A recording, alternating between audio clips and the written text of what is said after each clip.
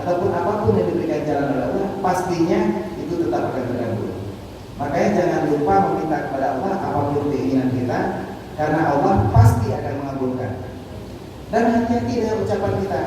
Walaupun keinginan kita itu jelek, keinginan kita itu jahat, Allah juga akan mengabulkan. Karena di situ tidak dalam ayat Quran itu tidak dijelaskan bahwa harus keinginan bagus. Seorang ibu, ada kejadian di Jeddah. Beliau punya seorang anak laki-laki. Ini ceritanya, kisahnya dalam sebuah kitab As-Sa'ah wa Sa'ah yang diterjemahkan oleh Ustaz Abdul Somad. Jadi di Jeddah itu ada seorang ibu yang punya anak laki-laki pecandu narkoba. Pecandu narkoba. Jadi dia karena sering mengkonsumsi narkoba, pikirannya jadi terganggu. Dia selalu memarahi ibunya, selalu bersifat kasar, dan kadang-kadang memukul ibunya apabila tidak diberikan uang. Jadi kejadian ini berulang hampir setiap hari. Setiap dia butuh uang, dia mau beli sabu-sabu, dia selalu minta dengan cara yang kasar kepada ibunya. Apabila tidak diberikan, maka dia akan memukul ibunya. Kondisi ini terus berulang sampai suatu hari sang ibu tidak tahan. Lalu dia berdoa. Pertama dia bilang anaknya, "Hai anak, baik sabi-sabi, kambing sabi. Hendaklah kamu sholat, kamu lakukan itu." Dia marah kepada ibunya. "Punak kamdong, punya pegawai dulu. Kita minyak semayang, anak usang dulu, baik nak iu dulu. Kerja berlah, empat nadaya kayak ber. Anak usang apa? Minyak Allah dia akan pernah berikan juga. Kalau Allah mau memberikan saya petunjuk, Allah akan berikan saya petunjuk walaupun saya nggak ngaji katanya. Jadi didawa mak. Akhirnya dia minta kunci mobil, dia pergi. Ibunya sambil menangis berkata, "Hai ani, baik kamu dawa belum? Baik kamu dawa apa?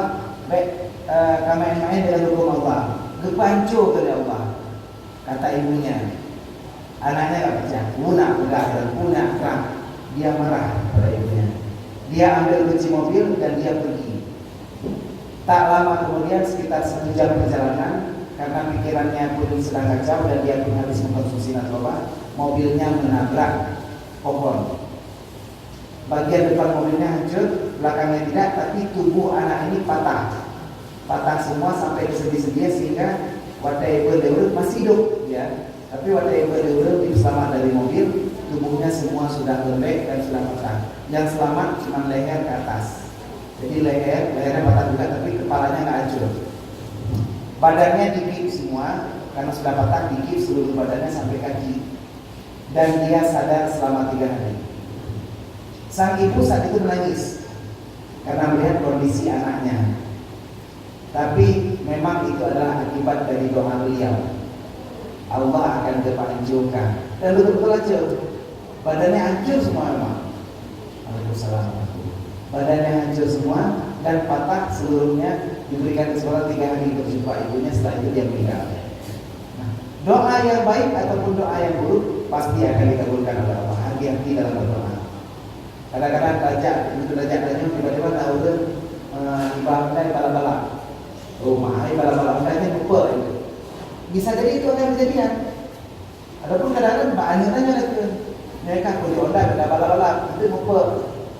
Kejadian sama saya sendiri pribadi. 2 bulan yang lalu saya berangkat ke Banda Aceh. Jadi kebetulan Menko Servisi telepon, "Pak Haji berangkat ke Banda Aceh." Iya, kebetulan saya perlu berjumpa amanah Abu Budi di betul Pak Abi Muhid di Banda Aceh belum berangkat. Padahal berangkat, tapi belum di pembicaraan, mungkin saya berangkat ke Banda Aceh terus. Target malam sampai ke Banda Aceh. Setelah saya jumpa di sini dengan Abi Zatul, saya jumpa di Kopi, saya jumpa. Jadi berangkat habis maghrib. Saya mengusul ke sini, soal berangkat. Oh, dengan keluarga saya bawa istri, bawa anak saya. Jadi tanpa ditanya sampai saya jelaskan, saya selalu pergi bawa keluarga saya. Kenapa? Biar buku berangkat sama-sama. Ada lupa menurut motor. Anak bedanya, tapi lo jelaskan juga maksudnya bahwa saya sering pergi sama keluarga. Tujuan saya itu, jadi kalau pernah ada kejadian apa kan, bawa motor. Sesampainya saya di Sibre itu pukul 1 malam.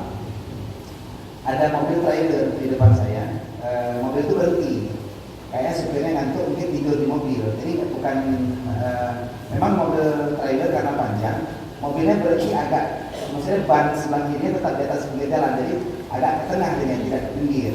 Karena di sebelah sana ada jalan di sebelah panjang, yang sebelah kanannya sawah. Jadi dia nggak berhenti ke pinggir kiri, takut kembali. Tiba-tiba di depan mobil saya ada Pajero. Pajero ini baru lihat bahwa mobil trailer itu berhenti. Karena nggak ada tanda, nggak ada lampu, berhenti sendiri, bukan berhenti mogok, berhenti parkir sebentar. Karena dia terkejut, dia berhenti tiba-tiba di depan saya. Saya pun ngerem karena dia berhenti tiba-tiba, saya berhenti tiba-tiba juga. Tiba-tiba di belakang saya ada mobil yang nggak sempat ngerem, nabrak saya dari belakang. Saya turun, istri saya turun supirnya, lalu mereka turun bertiga, semua pakai baju putih, baju kaos putih, di samping sini ada logo Garuda. Lalu mereka memarahi istri saya. Ibu naik aja bu, ada urusan sama ibu. Naik istri saya. Terus saya lihat belakang mobil saya hancur, tapi dia juga hancur depannya. Dan terakhir turun, saya ini jalil rupanya. Jadi memang mobil jalil. Ada apa ya? Oh udah, saya pikir nanti kadang-kadang ada berdua pas sama dia, jadi udah nggak apa-apa lah. Mungkin sama, ini musibah sebenarnya, jadi dengan kita bayar. Dan terakhir saya bilang udah gini deh, masing-masing aja.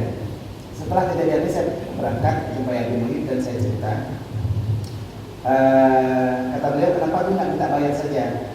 Saya bilang nggak apa-apa, menanam kebaikan itu bisa jadi kita menuainya di tempat lain. Hari ini kita memaafkan orang, besok kita punya kesalahan, mungkin maafkan oleh orang lain. Jadi saya baru teringat, ternyata itu doa saya tadi maghrib waktu telepon. Kenapa saya bawa keluarga? Kalaupun ketabrak, semuanya di mobil. Emang betul-betul ketabrak jadi. Nah, ini yang saya bilang, hati-hati dengan lidah kita, hati-hati dengan ucapan kita. Karena sedikit ucapan kita baik atau buruk, mungkin akan menjadi akibat bagi kita, nanti akan menjadi efek bagi kehidupan kita. Makanya hati-hati dengan ucapan kita, baik itu benar ataupun doa kita yang jadi salah. Wa asyhadu an la ilaha illallah wahdahu la syarikalah wa la dhidda lillah wa la walada lillah wa la walida lillah. Dan aku bersaksi, kata pengarang, tiada Tuhan selain Allah, sendirinya Allah, tiada sekutu baginya Allah, dan tiada lawan baginya Allah, dan tiada anak baginya Allah, dan tiada ayah baginya Allah. Jadi Allah itu sendiri. Allah itu punya sifat esa, artinya Allah itu tunggal, sendiri, tidak punya teman, tidak punya sekutu, tidak punya apapun yang sama dengan Allah. Jadi tidak ada sesuatu pun yang sama, menyerupai atau mendekati dengan zat Allah dan kemampuan ataupun kuasa daripada Allah. Dan hal ini sangat berbeda dengan kita. Artinya Allah itu tidak punya anak dan juga tidak diperanakkan. Jadi kemarin ada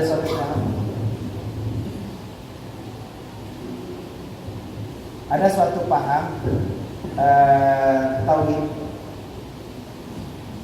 yang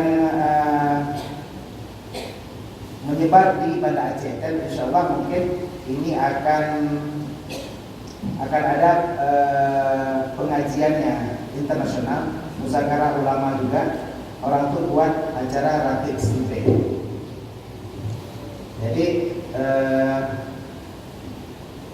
acara mereka membuat suatu pengajian. Pengajiannya itu ada sesuatu yang beda dalam pengajian itu.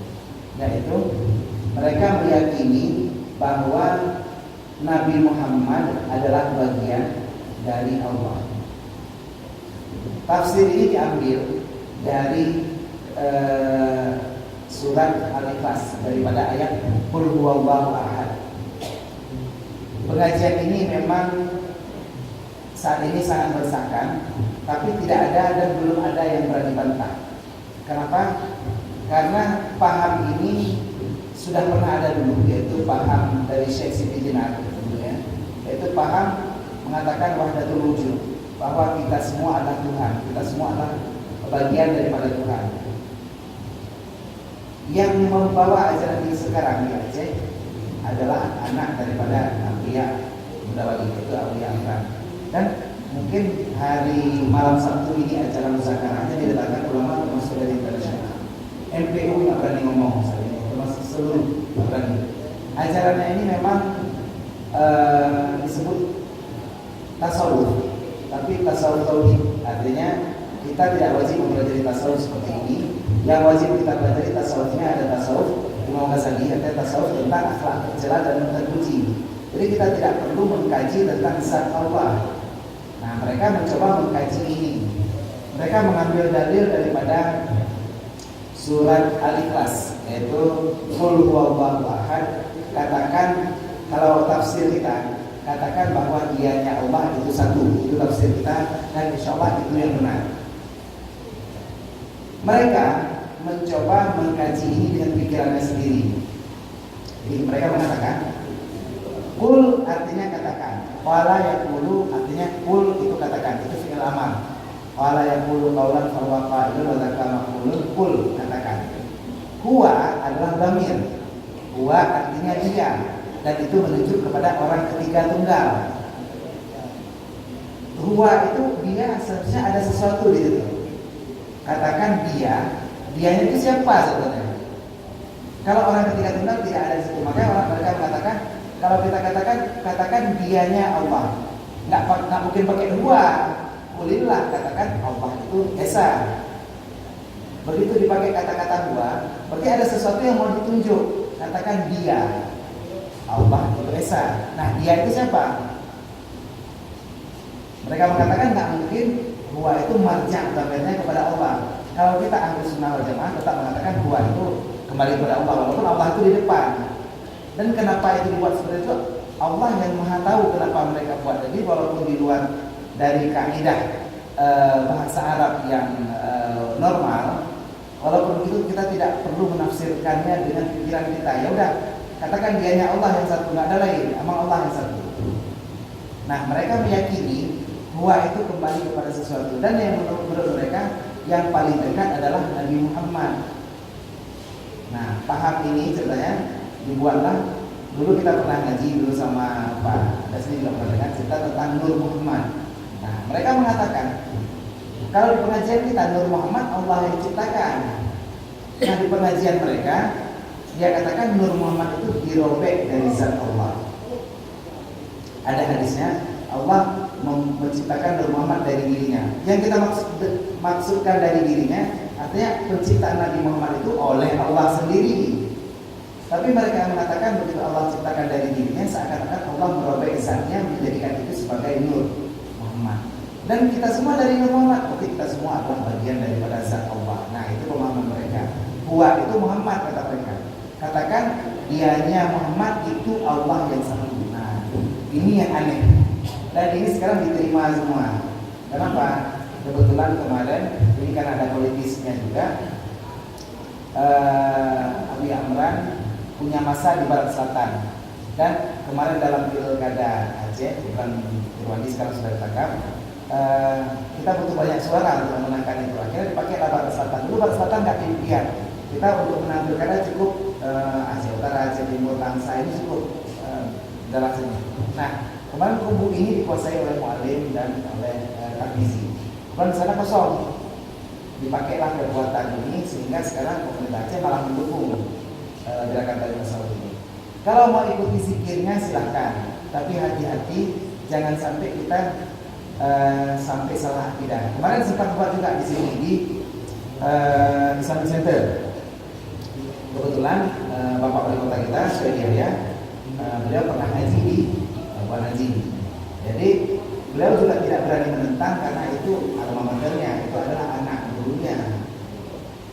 Nah, kami kemarin buat dari Buddha, dari Tastafi menolak.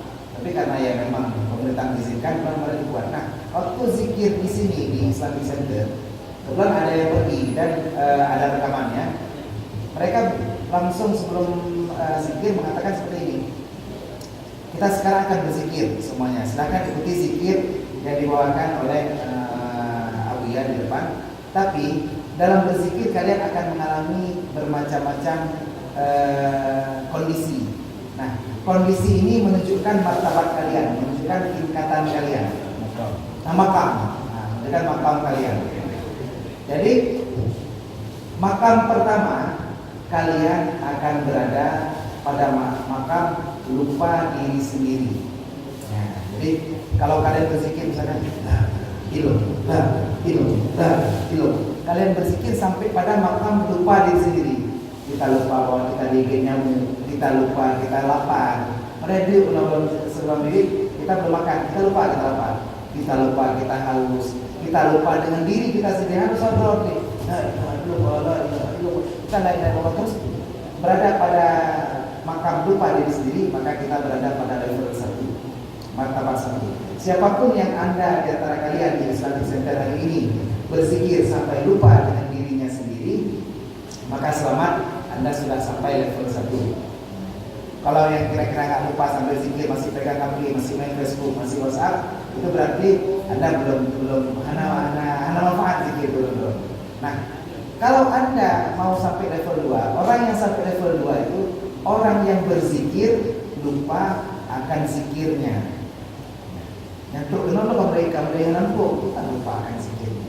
Jadi dia berzikir, la ilaha illallah. Dia berzikir sampai dia tua bahwa dia sedang baca la ilaha illallah, dia sedang berzikir, tapi seakan saya sudah berada ini di suatu kebun, tapi saya berzikir juga sampai ke kebun, lihat kebunnya enak sekali, lezat sekali. Dia sedang berzikir tapi dia lupa bahwa sedang berzikir. Lagi lupa lagi ya. Lalu orang kan dengar, memang dia dengar. Nah, dia sampai level kedua itu kalau kita sudah lupa dengan zikirnya. Di sini saya sudah mulai goyang, artinya apa ini? Ini bukan seperti yang saya pelajari, saya nggak pernah dengar seperti ini. Jadi selamat bagi Anda yang sudah lupa dengan zikir Anda sudah sampai level kedua. Anda yang mencapai level ketiga, maka Anda sampai pada tahapan lupa kepada Allah. Ya, lupa kepada Allah, Tuhan, anak dari kami, ini anak boleh. Zikir itu artinya mengingat Allah, zikir Allah mengingat Allah. Bagaimana kita sampai pada level lupa kepada Allah? Saya juga nggak tahu itu, tapi itu disampaikan pada di Islamic Center dan sampai saat ini belum ada yang berani menentang ini. Bahkan ini jadi gerakan masif dan akan datang seluruh ulama internasional malam Sabtu ini pada Jadi ini cerita tadi tentang Allah yang Esa. Nah, kalau cerita bahwa kita juga Allah, mana Allah Esa, bahwa kita juga bagian dari Allah. Jadi mereka mengatakan dalilnya ya sama seperti di sini. Dari dulu di sini pernah ada Abu Qiyam Dorgo yang juga seperti itu tauhidnya. Tauhid tasawuf artinya membumikan diri, menyatukan diri dengan Allah. Jadi mereka punya paham hudud bersatu dengan Allah. Jadi pertanyaan pertama kalau kita mengaji, saya pernah ikut pengajiannya waktu mereka anak Rupiah pernah mengajar di Magelang. Saat itu saya nggak tahu bahwa pengajiannya arahnya ke situ. Pertanyaan mereka pertama mengiyakan kepada kita, mata kita siapa yang buat? Allah. Allah punya sifat apa? Basar. Allah punya sifat maha melihat. Mata kita siapa yang buat Allah? Berarti mata ini adalah punya Allah, disebut mata Allah. Jadi kita melihat dengan mata Allah dan memandang dengan sifat basar Allah. Saat itu hati-hati dengarnya karena bahas saja. Kita melihat dengan mata Allah. Maksudnya mata yang dibuat oleh Allah, bukan Allah punya mata. Nah, jadi hati-hati ya, kita dengarnya saja. Kadang-kadang mengandung lagi tauhid tingkat tinggi namanya ini. Yang dipelajari sifat 20, sifat basar Allah. Allah memberikan kita sifat basar sehingga kita bisa melihat. Nah, Allah memberikan kita sifat basar. Artinya seakan-akan sifat Allah basar itu dirobek dibagikan lagi ke kita makhluk. Beda kan yang dengan kita pelajari selama ini? Yang kita pelajari, kita melihat Allah khalaqakum wa ma ta'malun. Allah menciptakan kita, membola mata kita, dan Allah memberikan kepada kita kemampuan untuk melihat. Bukan cerita merobek sifat basar. Jadi Allah membagikan sifat basarnya kepada kita. Di pengajian itu disebutkan, kalau Allah memberikan mata kepada kita, memberikan mata kepada orang buta, Allah tidak berikan dia sifat basar. Nah, ini cerita main-main dengan sifat Allah. Jadi mata Allah kita melihat dengan basar Allah. Jadi saat kita melihat dengan mata Allah, berarti Allah melihat melalui mata kita. Nah, bingung kita terlihat di pendengaran ini. Inilah tauhid tingkat tinggi yang ini sekarang pengajian sudah ada di Malaysia. Dan ini beredar di mana-mana di seluruh daerah. Hati-hati kalau kita keluar, jangan sampai terpengaruh. Mungkin kalau dengar aja bisa, jangan sampai kita berpikir Allah berarti CCTV-nya di dunia, berarti mata kita ini CCTV Allah. Allah kalau nggak ada mata kita, nggak tahu kejadian Allah. Kita seperti mata-mata Allah di sini. Kalau nggak ada kita, Allah nggak tahu informasi apa yang ada di pikiran kita. Kan jadi seperti itu seakan-akan pikiran kita. Hati-hati dengan pengajian seperti ini. Makanya saya juga agak sedih sebenarnya. Ibarat tadi panitia nelfon saya. Ibarat saya kemarin karena saya termasuk pengurus Tasdaqi, saya sekjen Tasdaqi Rasulullah dan pengurus Tasdaqi pusat. Mereka tahu saya dekat dengan ulama. Dan kemarin saya dicalonkan untuk menjadi rapat keagamaan di Biro Islam Aceh. Kemudian saya ditawarkan kemudian Sekdis Islam, Sekdis Hidayah sama rapat di keagamaan. Tapi terakhir Abu Budi melarang karena rapat keagamaan yang membawahi acara ini, acara PTT ini, Majelis Pengkajian Tauhid Tasawuf. Nah, jadi Abu Budi melarang karena takutnya kita kepengen jabatan di sana, tapi kita harus menggadaikan akidah kita. Dan mereka kemarin, tadi telepon saya, Ketua Haji, ini Abu Tumin saya kami dengar informasi ada di Banda Aceh. Kami mau mengundang beliau untuk bersedia hadir nanti. Jadi mau diberikan undangan untuk hadir di acara tersebut. Tolong atau menghubungi Abu Tumin atau ajudannya, gimana kami bisa jumpa. Karena saya tahu efeknya ini akan parah. Saya nggak menelpon. Dengan sampai beliau hadir gara-gara itu. Memang kan Abu Tumin termasuk ulama Aceh yang saat ini masih soft, artinya beliau tidak mengeluarkan fatwa ke aliran tersebut karena beliau itu juga haji di sana, beliau hormati. Ya, memang pengajian mereka adalah kitab Insan Kamil, manusia yang sempurna. Kita bisa menjadi manusia yang sempurna apabila kita menunggal dengan Gusti. Menunggal dengan Gusti kalau dari para Jawa itu berarti bersatu dengan Allah. Kalau kita wujudkan seluruh sifat Allah dalam diri kita, kita baru sempurna, tidak ada yang melakukan kejahatan. Nah, bersatu dengan Allah itulah yang ciri-ciri sedikit mengartikannya. Hati-hati dengan pengertian ini karena Allah tiada sekutu bagi Allah dan tiada anak bagi Allah, tiada ayah bagi Allah. Allah Maha Esa. Wa asyhadu anna sayyidana Muhammadan abduhu wa rasuluh sayyidu khalqihi wa khatimu anbiya'ihi al-makhsusu bil maqam al-mahmudil ladzi lam yakun fihi siwahu sallallahu alaihi wasallam. Dan aku bersaksi bahwa Nabi Muhammad sallallahu alaihi wasallam adalah hambanya Allah dan rasulnya Allah dan penghulu daripada makhluknya Allah dan penutup daripada nabi-nabinya Allah yang dikhususkan dengan makam yang terpuji. Jadi Nabi Muhammad adalah satu-satunya yang diberikan makam terpuji, artinya tempat yang tertinggi. Makam mahmudah ini disebutkan dalam surat Al-Isra, wa minal laili fatahajjad bihi nafilatan lak asa ayyam ataka rabbuka maqaman mahmudan.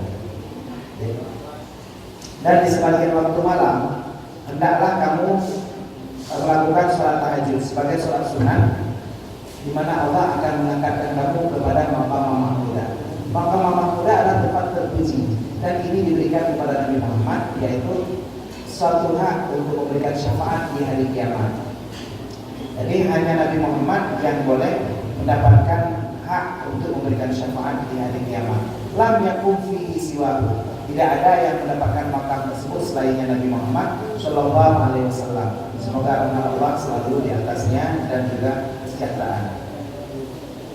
Wa ala alihi wa ashabihi wa azwajihi wa dzurriyyatihi, dan di atas keluarganya dan sahabatnya dan istrinya dan cucunya salatan wa salaman, sebagai salat sebagai suatu rahmat, wassalaman dan kesejahteraan. Daima ini mutalazima ini, yang keduanya selalu berkekalan dan bertalazum, artinya saling berhubungan ila yaumin al-qiyamah, hingga hari kita berjumpa dengan Allah. Amin. Nah, ini contoh kata pembuka dari pengarang kitab yang bukan Syiah. Kalau Syiah dia benci kepada sahabat Rasul. Jadi wa ala alihi wa ashabihi wa azwajihi wa dzurriyyatihi. Mereka menceritakan sahabatnya, menceritakan istrinya, anak cucunya juga. Kalau mereka kadang-kadang benci kepada sahabat-sahabat Rasul. Kenapa?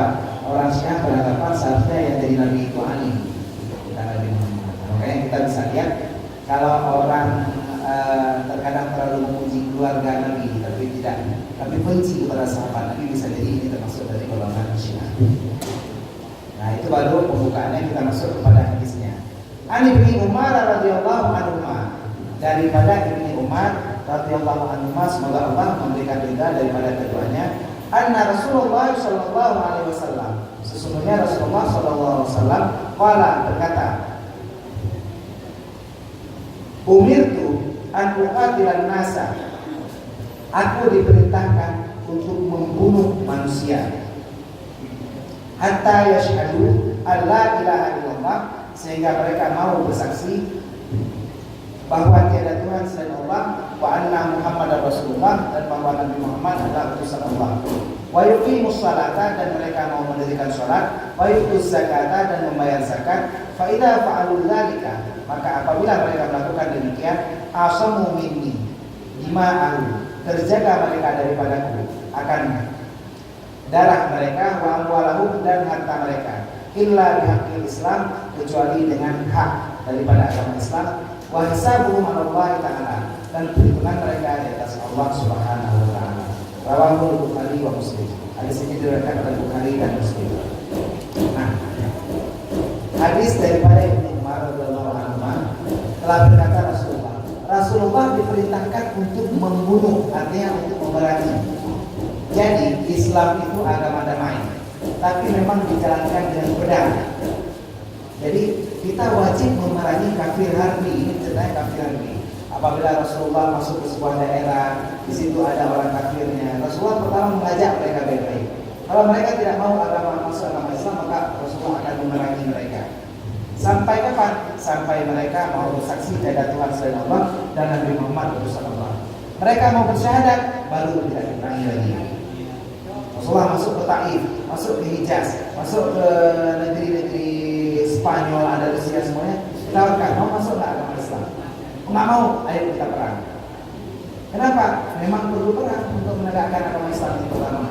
Tapi kafirnya kafir harbi, artinya seperti kita perang melawan Israel, memang harus perang. Jadi perang ini butuhkan sampai dia mau bersaksi tiada Tuhan Allah dan Muhammad Rasulullah. Wa yuqimus shalah, dan dia mendirikan sholat. Orang masuk Islam tapi tidak mau sholat, jadi perang juga dengan Rasulullah. Jadi halal darah juga orang yang tidak sholat kalau dia mengingkari kewajiban sholat. Ulul hantin sembahyang di qadaku, apabila mengingkari kewajiban sholat. Jadi bisa dikatakan, bang, yang sembahyang itu ke azan, udah azan asar, ayo kita sholat. Kalau dia nggak mau sholat karena malas, belum sembahyang, berontak, ataupun berantak badan, sakit tak badan, lemah tak badan, itu nggak dibunuh. Tapi dia cuma berdosa karena dia tidak mengingkari kewajiban sholat. Hai, sholat wajib, udah wajib, bukan wajib. Tapi belum dengan beronyo, anak sembahyang dia bukan. Itu cuma berdosa, tidak dibunuh.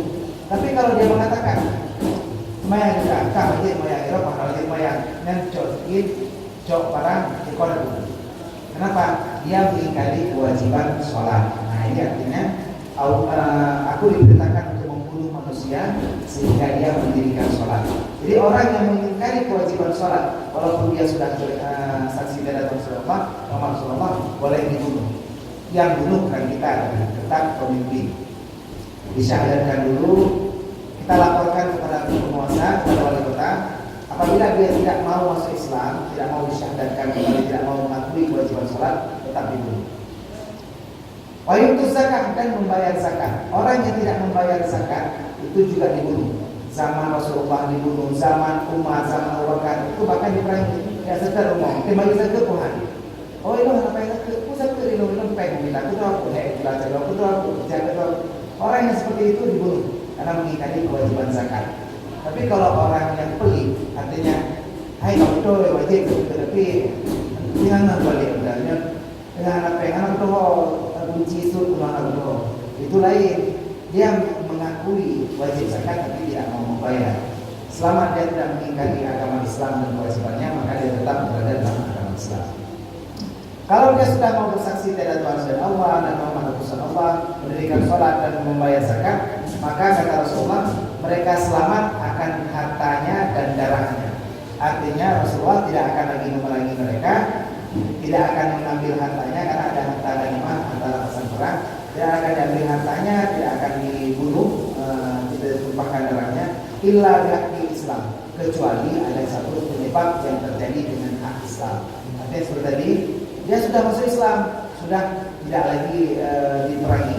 Tapi ada kejadian dia membunuh orang lain, itu hak Islam, qisas, berarti kembali halal darah.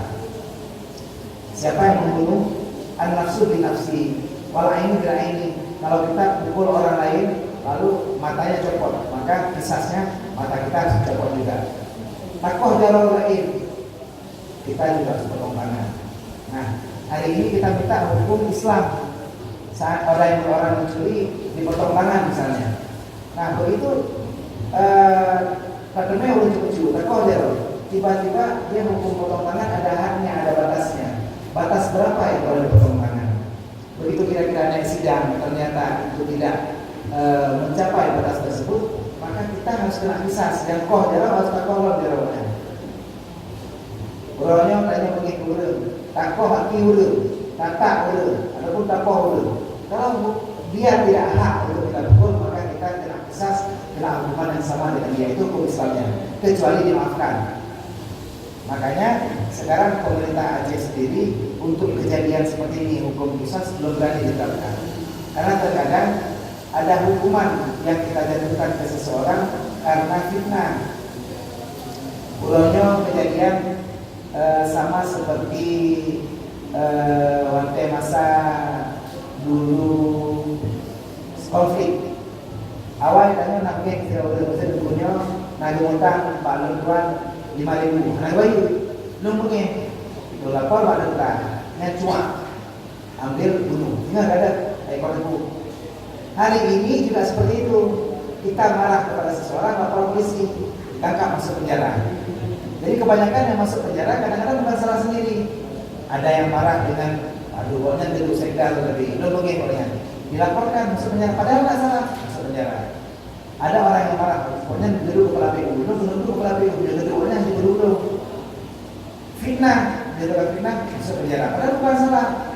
Tapi sekarang karena maju tak gentar membela yang bayar, akhirnya banyak kejadian yang masuk penjara gara-gara fitnah. Belum tentu kita semua di sini karena salah, bisa jadi karena fitnah. Fitnah itu hari ini terjadi di provinsi kita, di provinsi Aceh. Kemarin gubernur kita sempat ada melakukan suatu kesalahan banyak dengan banyak hal, ya kan?